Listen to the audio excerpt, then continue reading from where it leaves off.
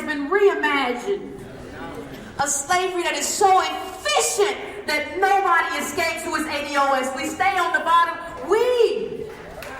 Our failure is the gasoline on which America runs, and that is what connects my mother to Antonio's mother. Now, when you talk about this re-enslavement, you understand this is not what we're told by white America. This is not how things are supposed to be. Abraham Lincoln told us something very different, didn't he? 407 years ago, our fathers brought forth on this continent a new nation, conceived. Hi, I'm Jay Farner, CEO of Quick. A new nation that conceived in freedom and dedicated to the principle that all men are created equal. That has not been the experience of Antonio's mother, my mother, anybody in this room, anybody watch this feed. Right. We have experienced what Dr. King called, and that's why we read the book, we have been experiencing what they call abstract freedom. We had a Supreme Court justice say, the only freedom that the Negro has is the freedom to be without change. They don't have the chains anymore, but they're not free. By what right are they free? So you have the re-enslavement through Jim Crow, through sharecroppers. My mother was also a sharecropper, born on a sharecropper farm. She can argue you down right now how much cotton she picked. And if you want to understand where my fire comes from, understand that my mother left that sharecropper farm because she cussed out the man who owned the sharecropper farm. And they told her, your mother has to leave here. She can't cuss out the white man who owns this farm. She's got to go. Or she can apologize to me. And my mama said, I ain't apologize to nobody. I will go. I'll leave right now. But I'm not apologizing to you because I know you stole it from me. And you stole it from my family. I want everybody to understand one thing. When I talk about the blood and the bones, I'm talking about that. I'm not talking about anything xenophobic. I'm not talking about anything untoward. I'm talking about that blood, that spirit that runs in us. This is who we are. That spirit of rebellion is who we are. And Abraham Lincoln is the same man who tried to send us back to Africa. Right. He is the same man when Frederick Douglass went to visit. Frederick Douglass, walking, tall, strong black man, beat his slave master. That's the way they got out of slavery, just beat the heck out of somebody. Just beat him. You can get out of it that way. That's what Mr. Douglass did. And he's walking. He's upset. Frederick Douglass has talked a bunch of black men into joining the Civil War. And saying, this is how you can win your freedom because our freedom has always been anchored in citizenship.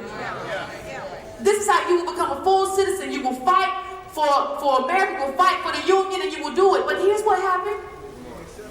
We got maimed. Black men got tortured when they got captured, they got tortured by the Confederacy, they got murdered.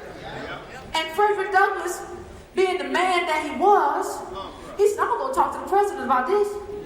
Not on my watch. So he went to the White House, and he's so famous at this point, a senator recognizes him. And the senator says, that's Frederick Douglass. Frederick Douglass, I'm going to escort you to the White House.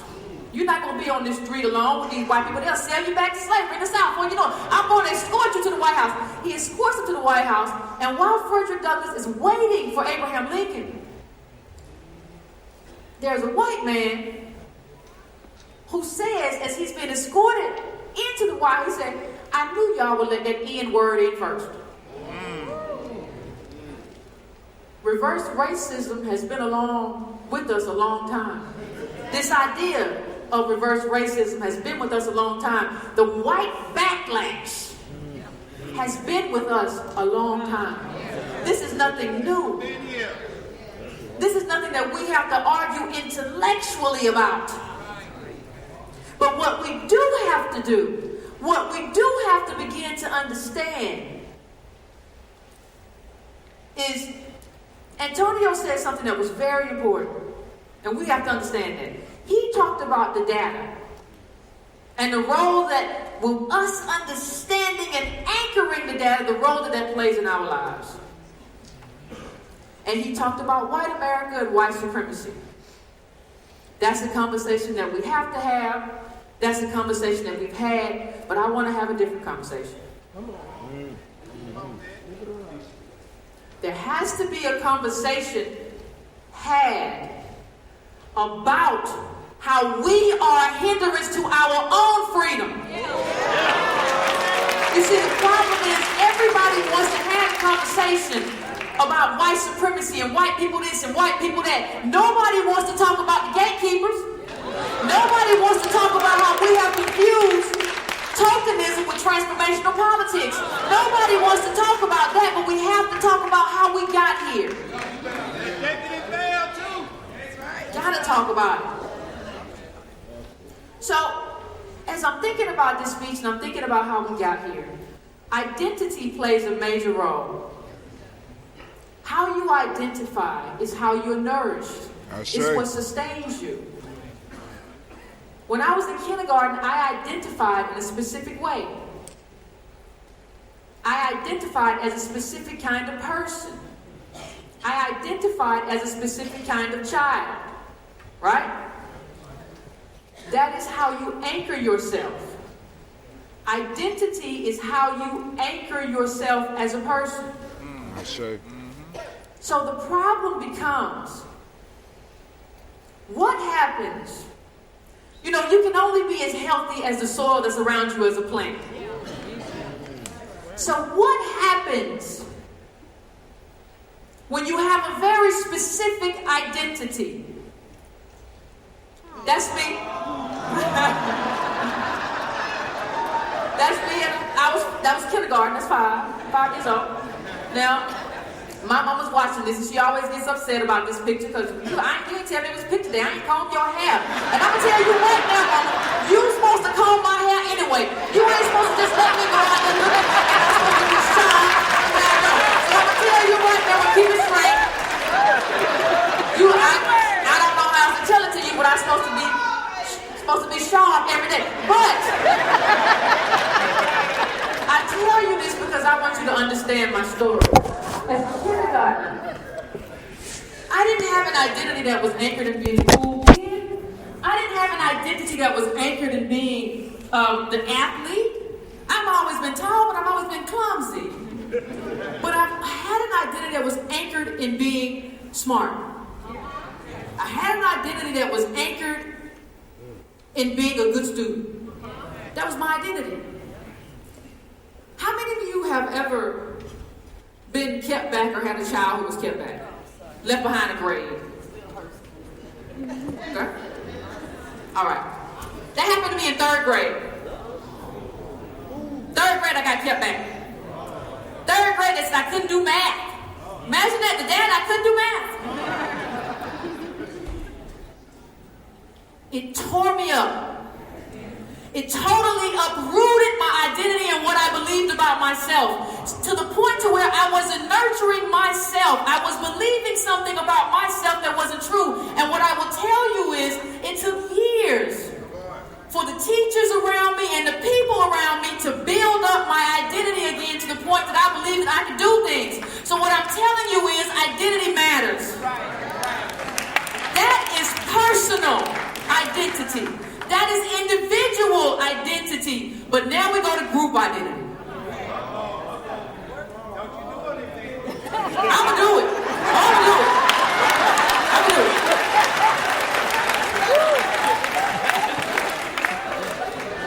We have a group identity that is wrong and has led to a lot of things that are wrong. So we have a group identity that has not been ADOS.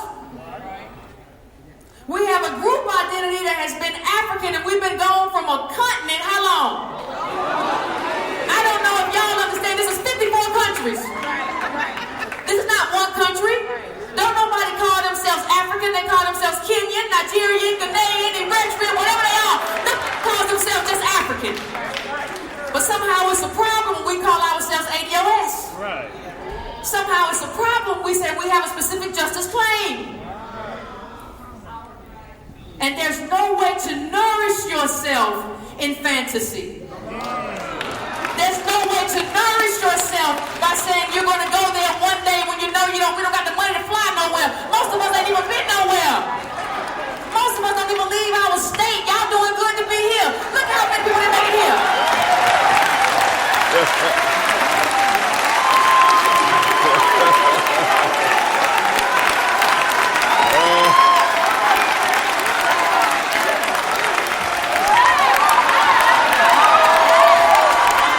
They throwing money.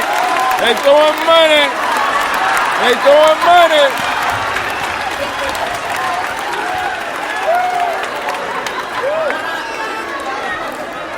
I'm telling you that there are people here who bought tickets because they love us and they are us, but they couldn't make it here because we don't have any money. Word. Word. And instead of dealing with the fact that we have been robbed in the country of our birth, instead of dealing with that reality, we have dealt with fantasy. We have gone around and done things that don't make any sense. They don't nourish who we are. You have to have an identity that nourishes you, that sustains you.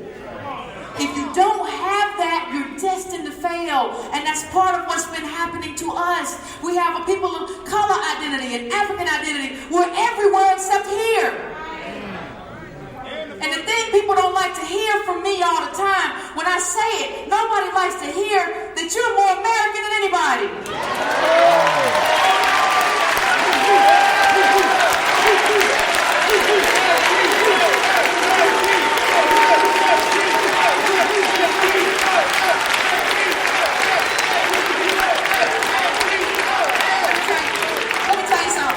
Let me tell you something. There's nobody in this country, there is no group in this country that has fought for freedom, that has fought for liberty, that has fought for justice more than ADOS, and that is what this country is supposed to stand for. There is nobody more American than us, and when you know that, how do you run from being American? You don't do it. We built everything in this country, and we fought for the values in this country when nobody else would. So understand that if you're anchoring yourself outside of Americanness, you are a plant uprooted. Just like that 5-year-old you just saw, you are a plant uprooted. You have no nourishment. Our job as ADOS is to make this country do right by us. Our job as ADOS is not to run from the thing that we built. How do you build the richest country in the world and take off running? You cannot do it. So we're rooted wrong. And we're confused. See, when you're rooted wrong, it ain't a right plan. When you're rooted wrong, it's a lot of problems with that seed has a lot of issues. That seed, when it's trying to grow, it has a lot of issues because it's rooted wrong. So you believe when people say, well, you're just people of color. You're Crayola. Some of y'all are brown, some of y'all are pink, some of y'all are beige, but you're Crayola. Y'all the same. You people with melanin and nappy hair, you're Crayola. Some don't have nappy hair, you have nappy hair, Crayola. Some people say, well, when the white man sees you on the street, he sees the same thing. He sees he'll kill you and any other brown person. Well, that's fine. I agree with that because I remember the Indian man. Do you all remember the Indian man who was basically paralyzed by a cop? And the Indian government made Alabama apologize. Y'all remember that? I agree that man was brutalized.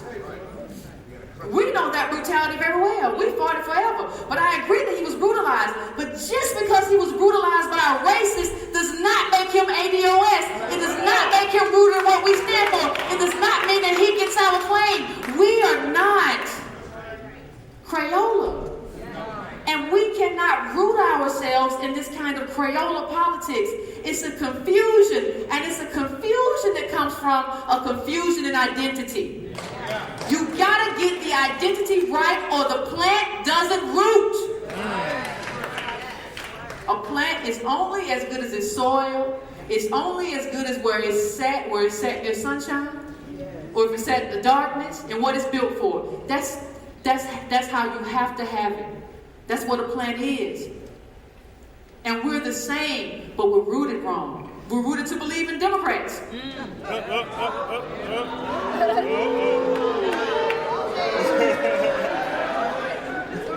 We're rooted to believe that we shouldn't ask for an agenda or be an agenda-driven people. We're rooted to believe that we should be a member for a political party. So we're supposed to bring you votes, but you bring me nothing? We're supposed to bring you souls to the polls, but you bring me nothing? We're supposed to bring you people and new voters, and you want to shame us, but when it comes time to say, listen, we want a black agenda, we're going to zero vote when it's time for that. You don't want to help us? Politics is an exchange, it's not a gift.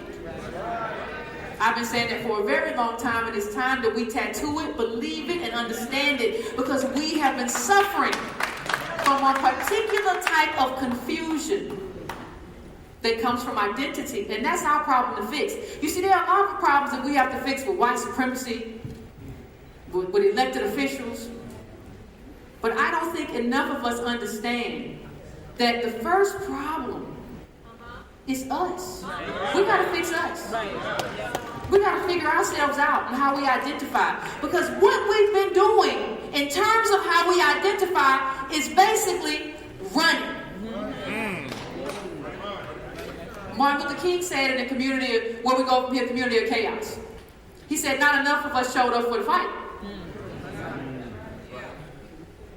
There were not enough people who showed up to actually do what we needed to do. We're suffering from the same things. We got a lot of cowards who want to admit to being cowards. So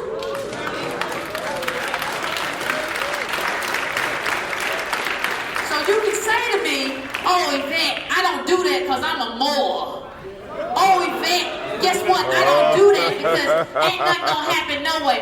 You can say, well, we love all of our brothers and sisters, Christians, atheists, Buddhists, Muslims. But we have a lot of Christians say, oh, Yvette, I ain't going to the church, blah, blah, blah, blah. Now, why don't you just tell me the truth, though? Tell me you're a coward, or tell me you just want to sleep on Sunday morning, you don't want to be bothered. Why don't you just tell me the truth? See, because let me tell you more of the problem. We have been running away from institutions that we should be running to.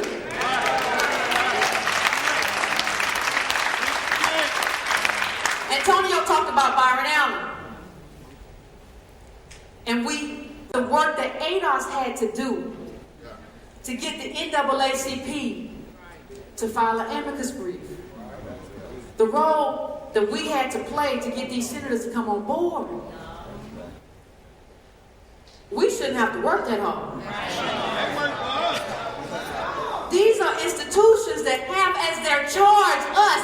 They say, we work for black people. We work for ADOS. That's our history. If that's your history, we need you to work for us. Because you know what? If you don't do it, we're going to end up coming for you. Right. If you don't want to work for us, this is Project Takeover.